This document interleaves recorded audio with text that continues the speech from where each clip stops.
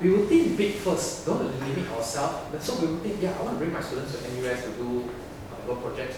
After that, there's a big picture. And then we have to scope. Yes, the students maybe cannot go to there every week.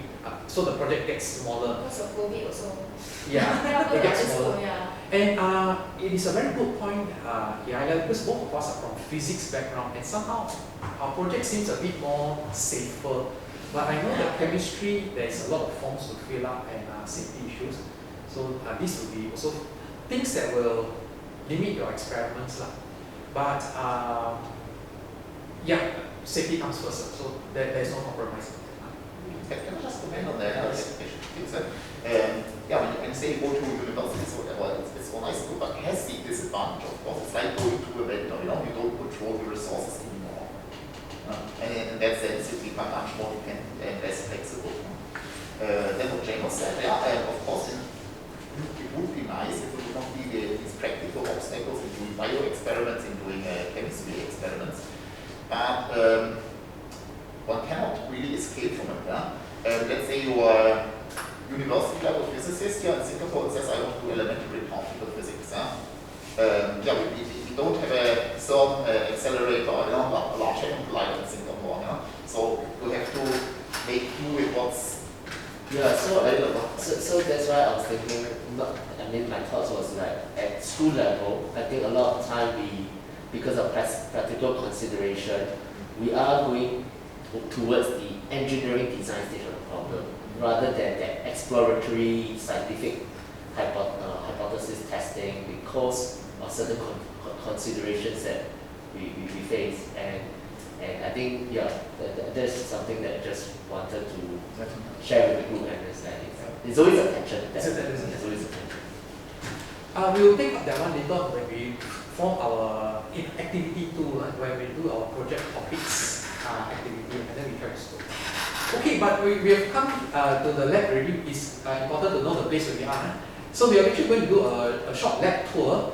Actually, all these things that are here are actually part of the exhibits that we want you to see.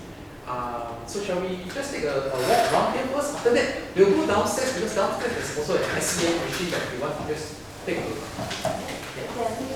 Just leave your bags here and just come close together, and then we will just walk around. That's it.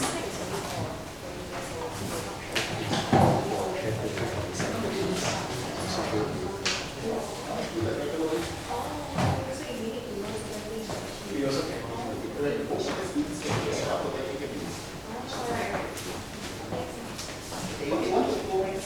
Okay, maybe I will just start off. So, just flexible, just keep your bags here. We'll be around here, either here or it's all very safe. Maybe I just start off some of the simple experiments, then we will go over to Dr. Wu as well. So again, to move away from the emphasis on the equipment to the workspace. So instead of having, we have a laser cutter, we have a mechanical workbench, we have soldering machine, then your projects become limited by the equipment. We want to look into it as a workspace, or with a fabrication workspace, mechanical workspace. We have some electronics, we have some programming, etc. So these are some of the examples. Okay, let's some of them we'll try to switch it on and then just see whether the things are working.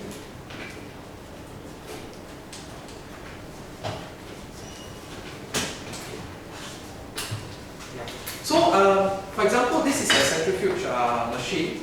If you need some sort of chemistry, this kind of experiments back in schools, and you don't have this kind of equipment, you can actually start to build them. Now you might ask, all these things we use a laser cutter to cut and all these things, but actually you can actually do away with those things. You can just use some other materials, boxes, just to substitute for it. And let's say you need a motor, for example.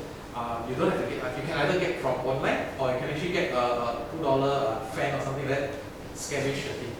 So what the focus is really is to actually build your own equipment if you cannot purchase them.